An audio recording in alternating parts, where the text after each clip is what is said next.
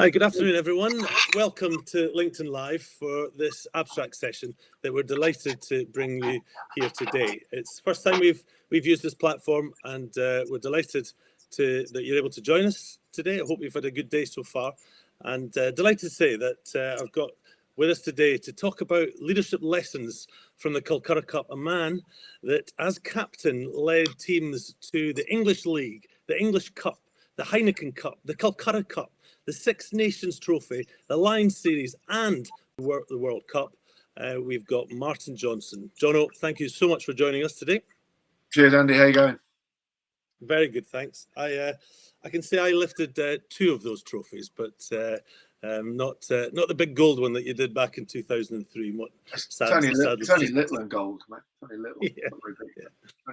Great, Johnno. Well, thank you so much for joining us today. Here we are on the Tuesday before the Guinness Six Nations kicks off at the weekend. Let's just gauge, before we get into what we're going to talk about today, let's just gauge your excitement levels. How are you feeling here ahead of the Six Nations starting on Saturday? Yeah, I think actually we always seem to say this, but it is a really, really intriguing and exciting tournament, because I think you've got 5 teams there who are all genuinely capable of winning it. I include Scotland in that. So the results against the Southern Hemisphere are what they are. You know, for the All Blacks to lose 2 games in the Northern Hemisphere in the autumn, the Australians were beaten, the South Africans were beaten. So teams are good and they're in form. And there isn't, okay, sometimes in this tournament there's a couple of teams who are lagging noticeably behind, but that isn't the case. And Scotland, that Scotland game is a classic example.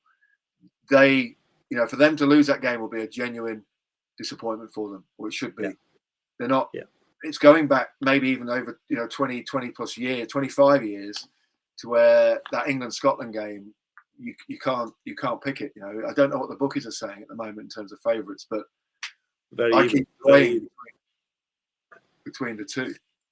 Yeah, good. Well, everyone, we're going to be talking a lot about the rugby, the Six Nations, and what might happen in the Calcutta Cup and all the other games in the second half of the session here tonight. So, but for the first half, because we're on LinkedIn Live and LinkedIn being a more business platform, we thought we'd just explore into a bit of the leadership lessons that both of us have learned over the years from a very varied careers that we've both had, and lots of success, lots of hardship along the way. And just for the first half hour, just talk a little bit about that. We're going to try and make this as interactive as possible. There's a chance for you to ask questions in the comments section. So feel free to fill in with any questions, and we'll try and answer them as we go, or maybe near the end, and maybe some of the questions will be answered by some of the stuff we're talking about anyway. So it's trying to make it as interactive as possible. So Johnno, let's get straight into leadership, and I'm gonna hit you with a big question to start with. Are leaders born or are leaders made? Okay. Well, I think more of the potentially you probably have those elements or you don't. But I certainly think there's huge different styles of leadership, and you can improve at it. You can get better at it. I think experience plays a huge part in that. I think when I got into the England squad, I was very quiet, kept my head down. I always said I didn't say anything for 2 years. Just tried to do my job and fit in. We had a captain called Will Carling, who was sort of very progressive, and a modern rugby player in that sense, leading a lot of guys who were far more old-fashioned from the old school. So that was interesting to watch that at times. But there's a lot said about leadership now. It wasn't really spoken about in that way when we played. It was people talked about it, but not. There wasn't the endless books and lectures and talks about it that there is now, and people trying to, young players are in leadership groups now and all the rest of it. It was a little bit different. Look, I think when you're leading, the thing you've got to be is yourself. You can't. I think people see through that falseness very, very quickly. And to understand, I think we all do it when we become captain. We try and do everything, be everybody, try and please everyone all the time. You can't do that. You can't be all things to all people. You've got to be yourself, and you need the right people around you who cover up your weaknesses. You've got to be honest about what you're not good at, and because people know that they know that, or they'll find that out, and just be honest about that, and find people who can help you out with that. I mean, we were talking earlier about the Scotland's most famous coaching duo of Ian McGeechan and Jim Telfer, who were both great coaches, very, very different coaches, but very, very good coaches in their own right. But together formed, an absolutely fantastic partnership because they had different strengths. I mean, Geach. There's a clip I saw on the video from the '97 tour when we have a player at half time who sort of says to him, I'm injured, and he's looking I might need to come off. And I only just saw it recently. I hadn't noticed it before. This is 25 years ago, this game. And Geach just pulls him out of the huddle at half time, says to him very quietly and matter of fact, just like he's talking to his son almost, I need you to play. It's very important for the team to play the second half and start. Let's see how you go. And can you do that for me? And the guy does. The guy plays the whole game fine.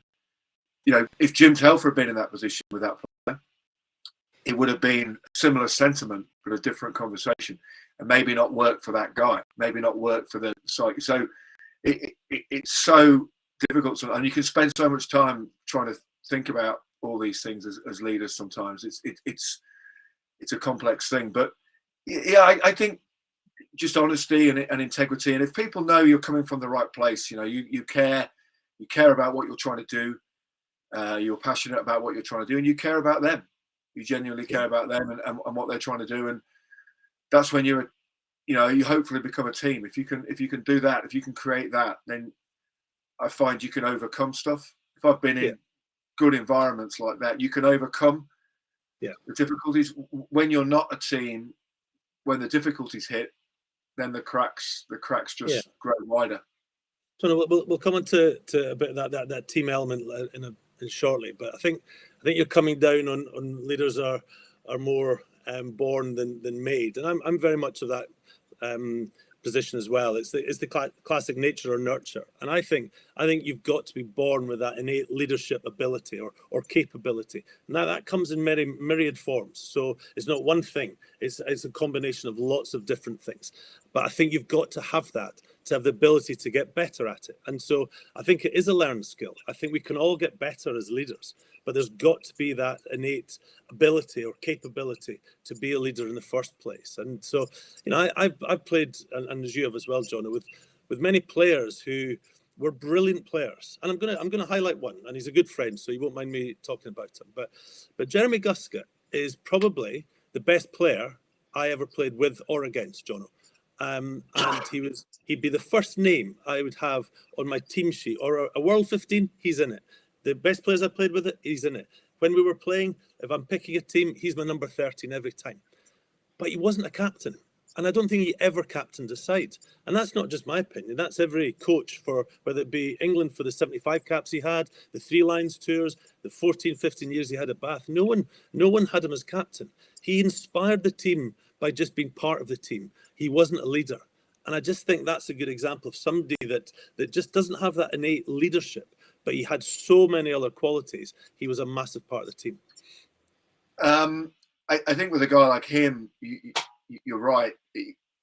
Jerry, he was a difficult guy to captain at times when he wanted to be, because he'd want to be a little bit different sometimes for the sake of it, want to be a little bit awkward sometimes for the sake of it. And when you have guys like that who but also contribute, you almost sometimes are allowing them to get away with different stuff than other people, which can be awkward. So captaining Austin Healey was another guy like that, extraordinarily talented, not always aware of the impact that he has on people around him when they're doing what they do. So they're very difficult people to sometimes manage and captain. You want to get the best out of them. Sometimes you end up almost leaving them alone. Yeah. I think even a guy like Alex Ferguson at Manchester United with Eric Cantona, I think he used to get away with whatever he wanted to a degree. I'm sure there was a line, but because he was what he was. So it can be awkward. Those situations can be awkward. Those guys, Jerry wouldn't have wanted to be captain. He wouldn't have wanted the responsibility or the potential burden of dealing with stuff. He just wanted to do his thing and be himself, and the rest of you sort yourself out. So different people. I think, if you put him in there and said you've got to do it, I think he would have had a go at it. He wouldn't have probably enjoyed it. I don't think I particularly enjoyed it when I first did it. Did you not? What didn't you enjoy about it? Just the responsibility, the burden. You probably overthink it. Like I say, I played rugby not to be a captain. I'm not one of these guys who dreamed of being the captain. I just wanted to play. I just wanted to be in the team. I was happy to be in the team, be one of the boys. I always wanted to be one of the boys. So when I became captain, I didn't disassociate myself with that and remove myself from that. I wanted to. That was why I played the game. I played a team game. So, we all know everyone's different. They have their different motivations, their different ways of being. When you trust them, Jerry, ultimately, a guys like Guska, you trusted them to play. Yeah. So when push came to shove, you get rid of that. When it's time for the business end of things, they would play and do the right thing. And a lot of the rest of it was it was neither here nor there really. But yeah, very, very, you'd possibly call them individualistic. It's certainly selfish to a degree. But sometimes you've got to be selfish. I can name lots of other top players who had that selfish streak about them, but it made them what they were. Made them what they were. Yeah. They're almost mavericks, and managing mavericks is difficult. I guess it's all about the culture, isn't it, Johnno? That the leader, whether the coach or the captain, has to set. And culture is only as good as the worst behaviour you're willing to tolerate. And so managing mavericks can be difficult because sometimes their behaviour can sometimes overstep. But if you bring them the right side of the line, that they're going to do something brilliant for you at the weekend. Johnno, just moving on to something you said there, but you didn't really like leadership or you like captaincy when you first did it. What's your earliest memory of captaining a side? I was always captain of school teams. Because you were the biggest. Yeah, because I was the biggest. No, I like sport, so I sort of was one of the, and I see it with my boys, playing rugby now. Some guys are there just wandering around kicking the ball about. Other guys are into it and sort of know what they're doing a little bit. I think I was always that second category. So I was always captain when I was younger. But then as you go into senior rugby and whatever, then you're a young player again, and you're having to learn and absorb it all. And as I said, I didn't really, when I got into the England team, I just Will Carlin was my captain, very famous rugby player. My club captain was the complete opposite in terms of personality, and a guy called Dean Richards, who was the scruffiest rugby player I've ever seen. Walk on the field, his shirt untucked, his socks rolled down, his stomach hanging out. But a phenomenal rugby player. Didn't like training. Wasn't any sort of a specific diet. Very old school, but he was an inspirational player. So I think the thing I always say, there's no one way of doing these things. There's no one way of doing it. The most unconventional people can be incredible, inspirational characters. There's no set way. You can pick things up from people. I think you do that subconsciously. I think I probably certainly did it. You just take things in as you go along. Yeah. And we had an England coach at one point called Jack Rowell. Were you coached by him at Bath at any point? No, I went to Bath just after him, but all the stories, it was folklore. It was legendary there. Incredible. I mean, absolute marmite of a bloke, because I played with England's B team with Jack very early in my career. And my first meeting with him, we sat in a changing room and we had a massive mix of some very young guys making their first appearance for England's B team, and some senior players who'd been in the A team and come back down. And I think Stuart Barnes was actually our captain. But the first thing Jack said to a young guy who'd come in, and he was a sort of this hotshot player who had a breakthrough season, he said to him in front of everyone, he named him and said, "I don't think you're good enough for this, but we'll find out." And I remember thinking, oh my God, oh my, people don't say that. People, but it was, you know, it was Jack. And a lot of the players, when he got the senior job, a lot of the players didn't get him, didn't understand him. Some of the Bath guys loved him, absolutely loved him, and they thought he was a man, you know, man management, motivational genius, and all these things. So he at the complete opposite end of the spectrum in terms of what people thought of him. So there's no one way of doing it. You're never going to be all things to all people. I've never had a coach. I've been coached by, you know, my generation, some of the greats, Ian McGee, Jim Telford. I was coached by John Hart in New Zealand, who was the, you know, the guru coach really of the 80s from New Zealand. Clive, obviously, with England in the 90s and early 2000s. Graham Henry in Australia. No coach covered every base 100%. But ultimately, I say to young players all the time, you know, with your coaches, you're there to work with him and make your team better and you better. You don't need to sit there and obey every command and take everything as gospel. You have to think for yourself and challenge things in the right way and at the right time. And that's the same with anything. There's times sometimes when you need to be able to say, actually, is this right? When you have, you know, the time and the space to do it. And I think as a leader, you've got to be prepared to encourage that and be challenged. You don't want yes men. Yeah. You want the right. You want to be successful. And in our game, it's easy, isn't it? So it's black and white, win or lose. How are we going to win? It doesn't. I haven't got my ego attached to how, but we need to win, and let's find a way of doing that, which works best. Yeah, for sure. I remember Jack's legacy was felt long after he stopped coaching Bath, and I came into that environment. It was a very challenging environment, John, as you alluded to, and I remember hearing a story about Big Martin Bayfield, that you were probably packing down alongside him, and Jack Rowell said to Martin Bayfield, categorically on no account will you ever touch the ball in this game. I don't want you to carry the ball. You just pushing the scrums and jumping the lineouts. And so, you know, as leadership comes in many different forms. So, listen, there's lots of questions coming in, which is great. Just one here, I'm just going to just throw in right at you, Johnny, because you just touched it. Gareth Johnson just talked about high performance and, you know, and the different ways that what that means. But just the second question he's got, I want to ask it, which is, what are your non-negotiables as a leader? When you were leading teams, what were your non-negotiables? Well, you've got to work your socks off to be the best. If you're not prepared to do that, then you're not going to last long. When you get your team going at a high level, Clive Woodward used to produce this booklet every year with all these rules about the team, and it was a huge publication, yay thick. But I said to people, you know, when you come in as a young player, if you're not bright enough to look around you and think to yourself, right, these guys are winning, they're successful, some of the best people in the world at what they do.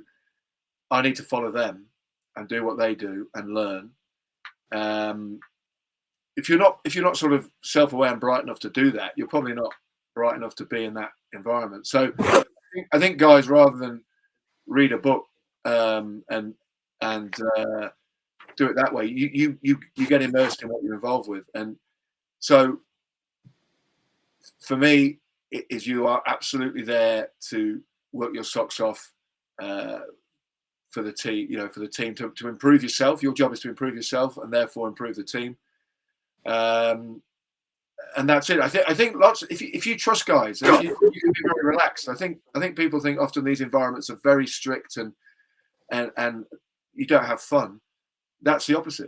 We could trust everyone to do their job. They were working their hardest. So when you're off the field, which is most of the time in rugby, you're not actually training all the time. Yeah. Then you could relax and trust people and have fun and take the mick and all those things that you want to do in a team and laugh and find the fun where you can. So the non-negotiables, don't do things to damage the team and work your absolute damnedest to be the best you can be. And honestly, most of the guys, I say this again to people all the time, most of the guys I've played with, and I'd include myself in that, are not the most naturally talented guys you'll ever meet. They're just not. They're just not those. They're the guys who kept on grafting when people told them they weren't good enough, or they didn't get picked, or whatever happened, or they got injured, or they got dropped. They just kept on working. They understood what they need to improve at, and they went away. They didn't feel sorry for themselves. They didn't think, "Oh, this coach doesn't like me. It's not going to happen for me," and sulk. They just got on with it and grafted, and came through it. So honestly, most of the guys I played with were of that. You have, and you've mentioned one, like a guy like Jerry, who's hugely naturally talented. But most guys come below that in terms of natural ability. Okay. They've got some, obviously, but they wanted to do it. They really, really wanted to do it. Yeah, but I think hard work and commitment can make up for maybe some not having as much talent as someone else, and I think that's a non-negotiable for me, Gareth. Is that commitment, that 100% desire to give everything you've got. If you do that, then there's no one can ever come back on you, and so that's one. I'd say the second non-negotiable for me, and it's very pertinent at the moment because we're seeing a lot of the opposite of this. Is as a leader, I don't think you can ever ask anyone to do something you're not prepared to do yourself. I think that is absolutely key for any leaders, and the vacuum of leadership we're seeing down at Westminster at the moment is galling. Which we're not going down that path, Johnno, but it's a good example of what we're seeing. So Johnno, just want to move this on a little bit because we've got so much to talk about, and there's more questions coming in, which we'll come to in a sec. But just your unique position, that you went from being the captain on the pitch to being the captain off the pitch, when you went from captain of England to being coach of England. What different leadership styles did you have to use in those two environments? And if you went back and said one thing from the playing really helped you in your coaching, what would it be? Yeah, it is. I find that difficult in a sense because what you said, as playing in the forwards in rugby, is a lot easier to lead by example. When you are managing, you are actually asking people to, you've got to go and do this. You can't go and do it for them. So that was more difficult. The other thing I found difficult was I found a little bit more of an environment where people would expect to be told what to do and go and do it. Where I wanted an environment that I was used to, where you think about what you're doing. Within that, there is, you need to think you're responsible for this, and you need to think about what you're doing. Yeah. And so that was all I wanted. I wanted an environment where guys were happy to challenge and communicate and talk about things. And that's sometimes difficult because the easy thing, particularly when things are not going well, is to put your head down and say, "Oh, I did what I was told. That was what I was told to do, and I did it. It doesn't come back to me." So I find that the hardest thing, I think, as a manager, is to have that open dialogue with people, and for them to say honestly what they thought rather than what they thought you wanted to hear. John, is that because I understand that 100%, but I wonder, is that because of the environment that you came out of as a player, as the captain, which was a very mature team that had come together? You'd lost together, famously, over a couple of years, which we might talk about shortly. But you lost together, but then you went on to win the World Cup together. That was an incredibly mature team with leaders throughout every part of that team, even on the bench with the likes of Jason Leonard and Mike Catt. So your environment was a very mature one. So the evolution of that team was such that everyone challenged, and Clive would come up with ideas and they'd be dismissed. When in the first year he came up with ideas, they were implemented because he was the coach. Was it not just a lot of those players left? Then when you were manager, there was young players coming through, and just they were looking at waiting to be told what to do. Was that not the different environment that you were in? Yeah, I think so. I think you're pretty much right there, and I think the way the game had changed a little bit as well. The way the game had changed in terms of those guys coming through in a different era. So that was a challenge because I always say people when we talk about the game, people talk, "Oh, what's the game plan? What's the game plan going to be?" Well, the great thing you learn, we went down and did some work with the military, which was fantastic. But the thing they will always tell you is, no plan survives first contact with the enemy, as they'll say it. So I'm just looking at the weather. The weather for Saturday's changed about 3 times. The forecast changed 3 times this week already. we learned that in 2000 when we got beaten up there. We shouldn't have had to. We should have known already, but we tried to play a game that was totally unsuitable to the conditions, and ended up getting beaten. And I didn't play that game. I was watching it on TV. Thankfully. Well, I just couldn't believe what we were trying to do. I just couldn't believe what we were trying to do. We played the whole tournament in a certain way, but we played in good conditions, and suddenly you have to be. What I'm saying is, you have to be flexible. You have to be adaptable. You have to be able to think within what's capable and what you're capable of. You have to be able to think about what you're doing and change things. If things aren't working, you have to. Yeah.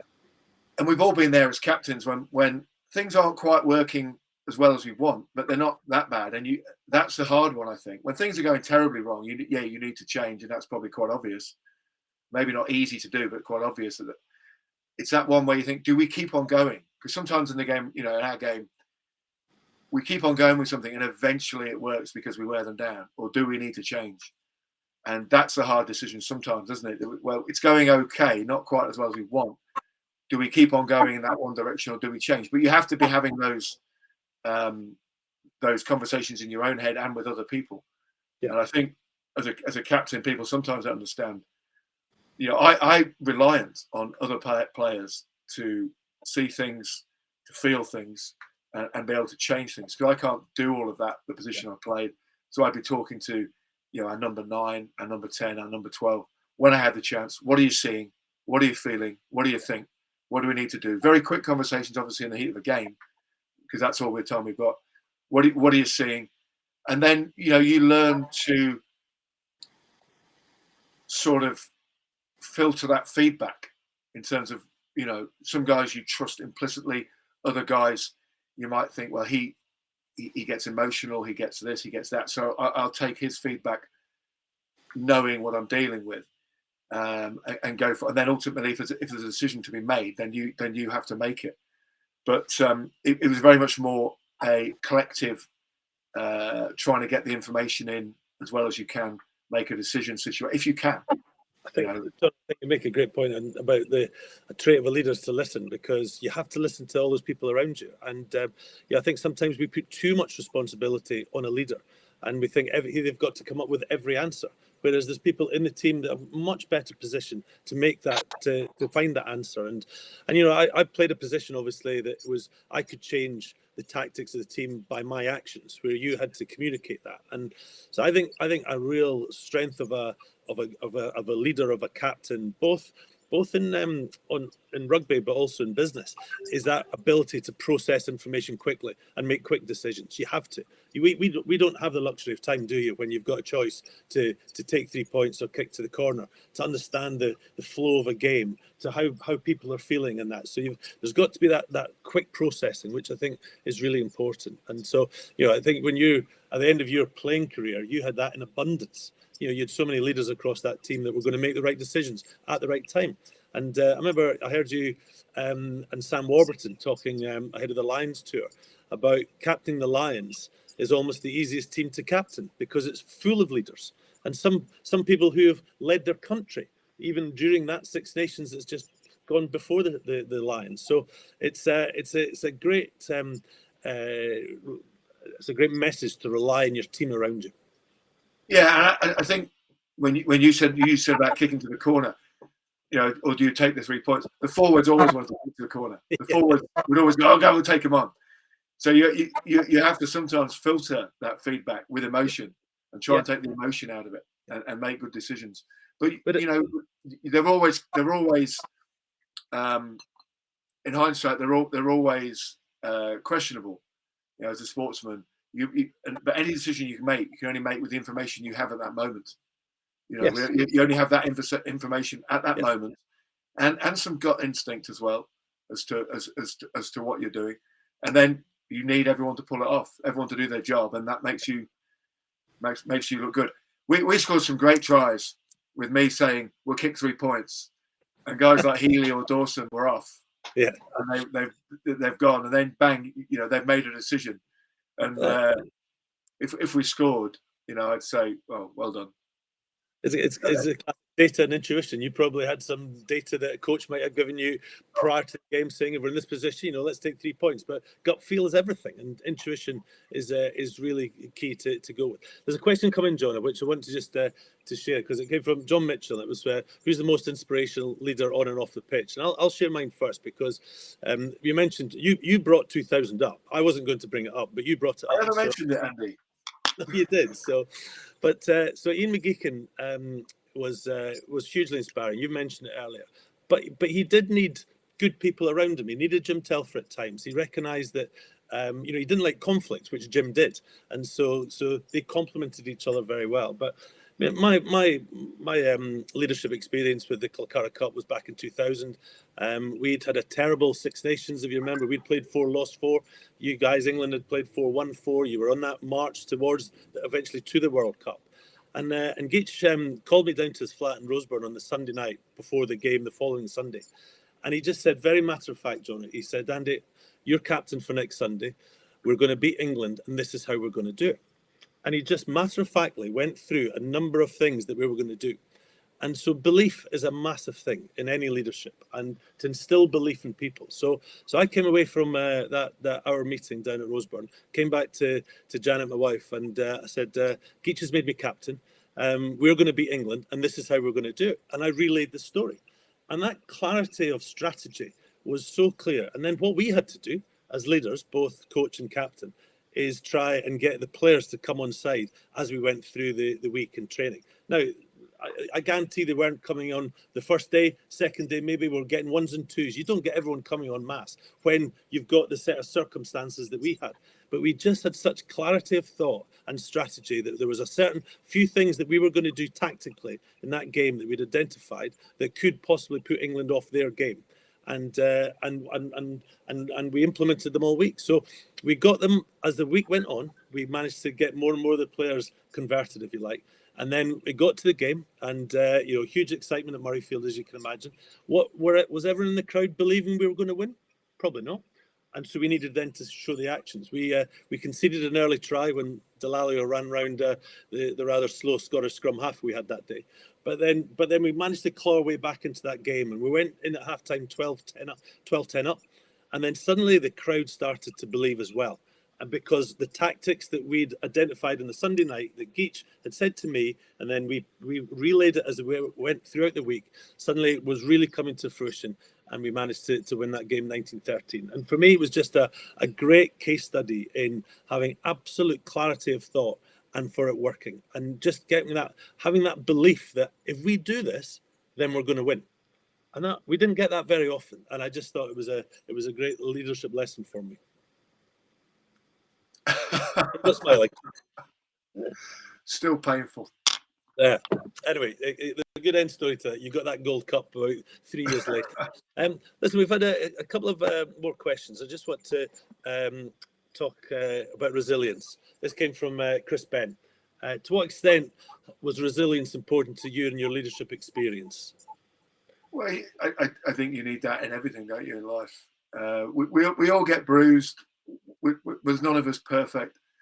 We all doubt ourselves at times. We're anxious. We're nervous. All the rest of it. Everyone has those emotions, and sometimes I don't think it's the wrong thing to show them. I think with leaders, sometimes they have to show that they're perfect and untouchable. Well, no one is. No one is. So I think you talk about a guy like Geach, very human leader. He not afraid to show his not frailties, but his weaknesses in a way. Be very human. Jim was different. Obviously, Jim was always the heart. But even Jim, I think So I don't think, as I said, there's very few, if any, Supermen out there. They're all people. People like to build themselves up as and be seen as the gurus and the all these. But we've all had the same feelings of doubt and you doubt yourself. You can lose confidence a little bit. We all have that, and you just got to sometimes keep on going. No one's perfect. I mean, you said at the start, all the things I've won as captain. A, we did it because we had a good team, but B, we lost them all as well, more often than we won them. And people, you need to remember that sometimes. It's not just endless success. We all take our hidings, you know. Oh, for sure. Yeah, some more than others, Johnno. So, but so before we finish the leadership side of it, because listen, we could talk for hours. The way that the questions are coming, I'm sure everyone's enjoying this. But Johnno, who would you say is the best leader you've ever worked under? Who do you look up to? It's impossible to say because each was probably the best at the soft skills and those speeches he gave. But a guy like Jim, forwards need to get a guy like Jim Telfer. I wouldn't be able to put anyone sort of above anyone else because they're different jobs. We had a guy at that club at Leicester called Ian Smith, Dawson Smith, a famous guy. You know, he is the literal cut in half and he bleeds the team colours guy. You know, he's doing a very different job day in, day out at a club than the guys do with the test matches because that's less frequent. So it's a different type of job. Other guys are great leaders without ever really trying to be. They just fill you with confidence in what they do and how they play. Neil Back was that mould. He wasn't a great speaker or a great communicator. Yeah. He was quite self-centered in many regards, but he was 5'11" and played in the forwards for 15 years at the highest level and was the best player in England consistently over that period. No one comes close to him. Yeah. Now, you know, his leadership was immense because you looked at him in the team and you were happy to have him. So lots of guys like that. It's impossible to say. It's so they're so different. But you know, I've never put any of them and me more than any of them on a pedestal and say, oh my God, they were untouchable because we all have our area. I mean, if I had to choose one, I'd choose Geach. You know, for 97, the Lions, that was an incredible thing to be part of and to win. And you know, the guy is such a lovely bloke. I think he's one of the. I don't like that expression in sport. I play for the coach. You know, you don't playing sport for the coach. You play sport because you like to do it, and if you're competitive, you like to win. And when you do that, and you want to be a top player, it's about winning and being successful. I never played for a coach. I never sat in the room and said, "Well, I don't like the coach." Yeah. Don't look at me on Saturday. I don't like the coach. I'm not playing. You know, you want guys who go. The coach might have pissed them off incredibly. They're still going to come and play. They might not like the coach. They might think he's in their lowest 5% of human beings on the planet at that point, but they still come and play. Yeah. So there's many ways of motivated team, isn't it? And yeah. So listen, the best leaders. I still look up to my first international captain. David Sowell was my first captain. And as ever in those situations back then, John, it probably happened to you. They put the most experienced player with the youngest player. So when I got my first cap against England in 1992, I was rooming with Solly, and 2 years earlier he'd walked the team out for the Grand Slam game against England in 1990, and he'd been the Lions in '89 and the World Cup in 1991, and so it was. I just was in awe of him, and I still am a little bit today. I don't think you ever lose that sort of. I don't know if it's fear or respect. There's a very close line, isn't there, between fear and respect? But also just to finish on this, Johnno, because and you might not even remember this, but I'd put you right up there as a leader because of this one example. And I've not got time to go into the background to this, but many of you on the call probably know this. But I got pulled into the Lions in 2001. On the morning of the third test, when the test series was locked 1-1, and Johnno was captain. The series probably should have been won 2-0 the week before, but it wasn't, so it was a decider. And I got pulled in having, let's just say, been on the batter for the last 20 days. So I wasn't really in good shape physically. I certainly wasn't mentally. And here's a story about two individuals. One was the coach, one was the captain. And Graham Henry was the coach of the Lions. He was under pressure, and I understand that. But under pressure, you've still got to give the best of you, and I don't think he did with me, because when I arrived at the team hotel that morning, Johnno, at the Manly Pacific Hotel, he threw me the playbook. And, by the end of that tour, 7-week tour, 13 games, the playbook was massive. So this was all the calls, all the lineouts, all the scrums, all the back moves and everything. And he said, learn those moves, because if you get on tonight, I don't want you to let us down. Now, that put me into a spiral of nervousness and panic. And so you probably won't remember because you were an autopilot, Johnno, but we went to the local park, just to stretch the legs in the afternoon before the game. And we were doing a couple of line-outs. The backs were doing some moves. I actually passed the ball for the first time in 6 weeks. Hadn't touched the rugby ball at that time, and the first pass to Johnny Wilkinson bounced twice before it got there, but the second one was bang on. But we were doing a line out at the end, and I had the book out, I had the sheet in front of me, and I'm looking at what's happening. And this was just one of the best bit of leadership I've ever experienced, Johnno, because we walked off the pitch and I said, Johnno, that Munster line out, the peel with the hooker, do I come in front of him or behind? And you just sensed that I was just in a horrible place. And you took the book off me, you threw it in the trash at the side of the pitch, and you said, Andy, forget that. If you get on the pitch tonight, you pass the ball to a red shirt and you tackle a gold shirt. End of. And you know what? In that moment, that's probably the best bit of leadership experience I was ever given. Well, you could play, couldn't you? So I was just sort of trying to say to you, you can play, and that's what you're going to need to do. Yeah, I Graham, great. If you said that to Graham Henry, he'd probably cringe at that. But they say the guy's under pressure, and you understood that, but it's still not the best way to. All you needed at that point was just a little belief that if you came on, that you could do the job, which I'm sure probably brought you on. Yeah, I also said if that had been said at the start of the day, I'd have learned all the calls, I'd have learned all the moves, but I'd done it in a very different mindset, and it would have probably stuck. So anyway, it was a great experience, and it's allowed me to tell the story a lot of time in after dinners, which is great. So, John, listen, we're going to draw a line. I'm just conscious of this time, and as much as everyone has enjoyed it, I can see from the questions, it would be completely remiss with the Six Nations starting on Saturday not to share our views of what might happen coming up in the next few weeks. You said at the start, Johnno, it's incredibly exciting because it's incredibly tight. And, let's be honest, it wasn't that long ago, and there was different seasons when it was England and France were dominating, and there was talk about, everyone else was just playing for third and below. And then it was, Wales came on and won Grand Slams, and then Ireland, and then there was two tiers with Scotland and Italy being cast aside. So it's incredible how tight it's going to be. And so,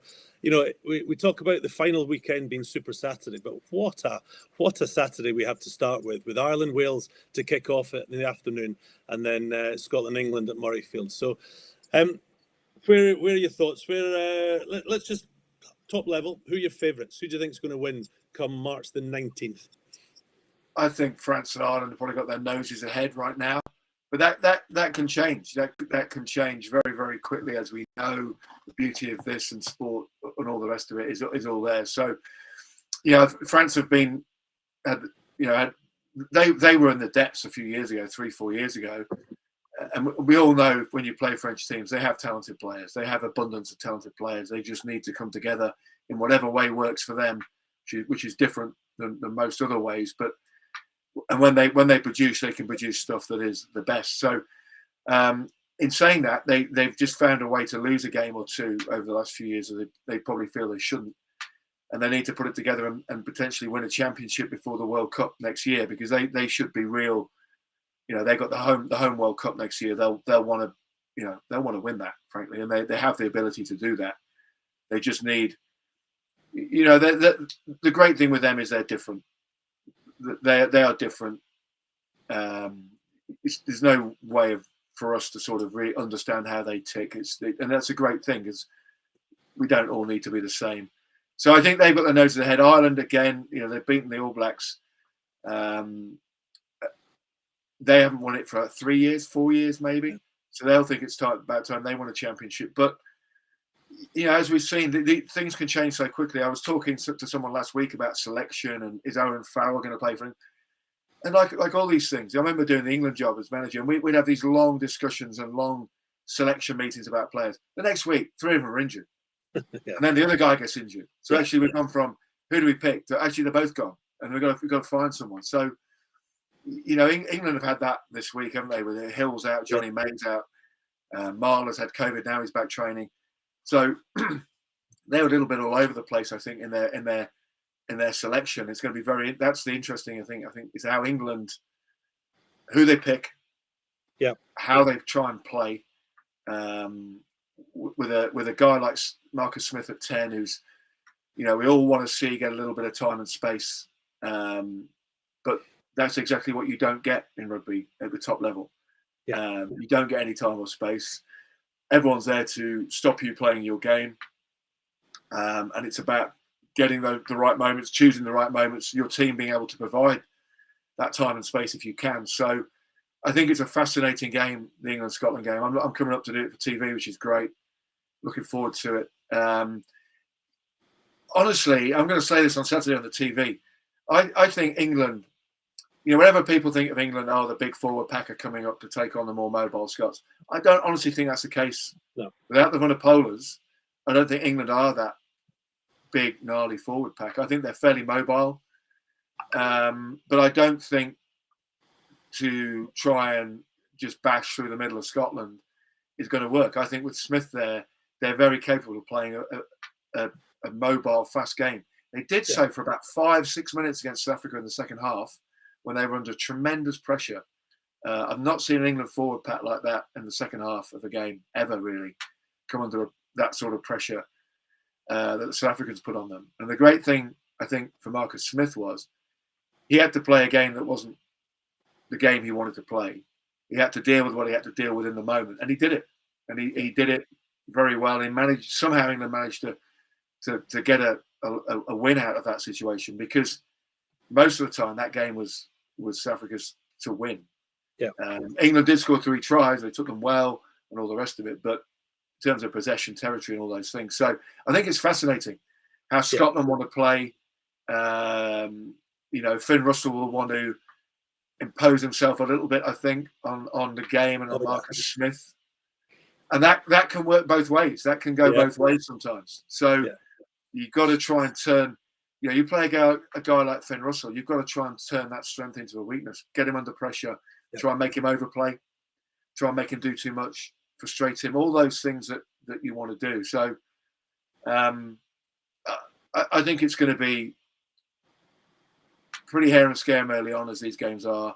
And then it'll settle down a little bit. I think both teams will have a chance in the second half, and it's whoever can maybe get that try in the second half. But who knows?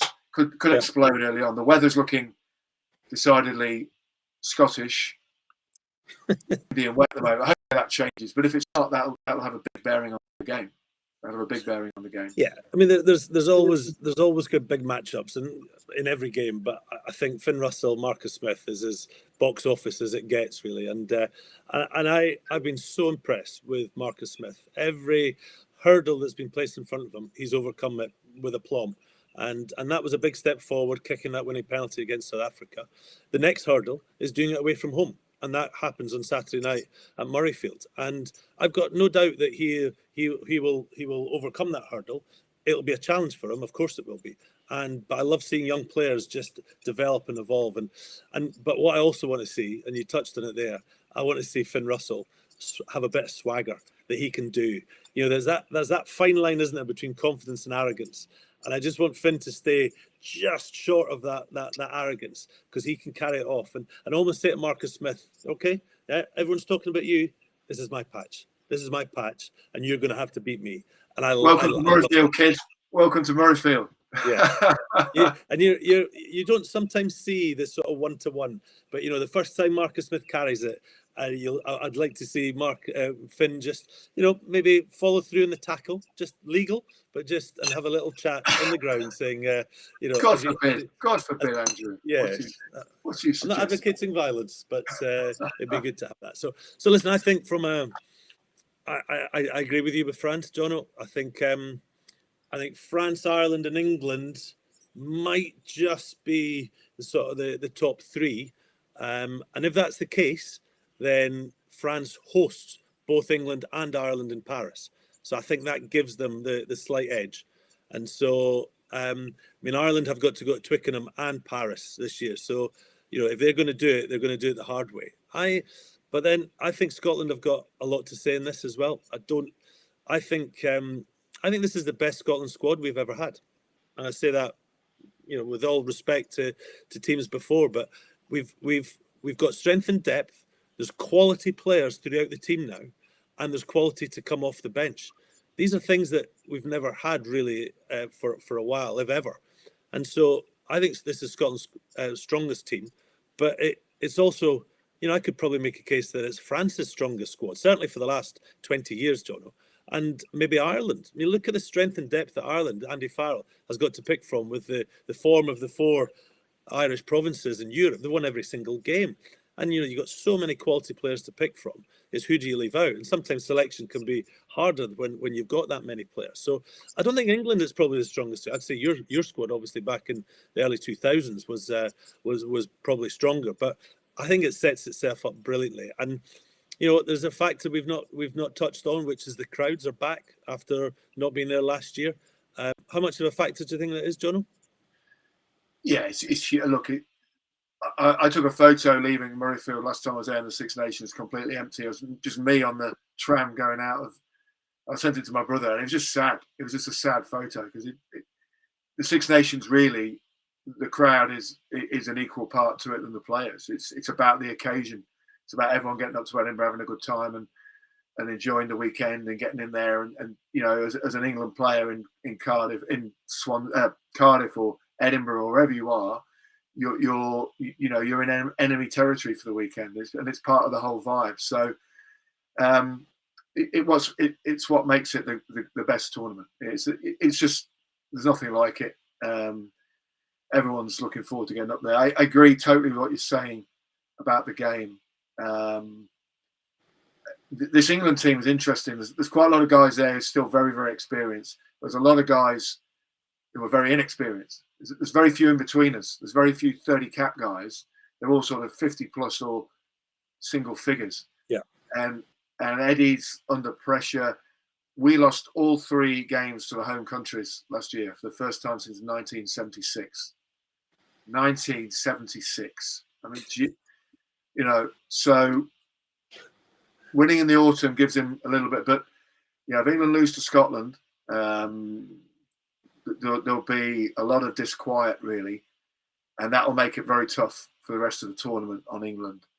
So there's a lot of pressure on them to produce with an unsettled sort of team.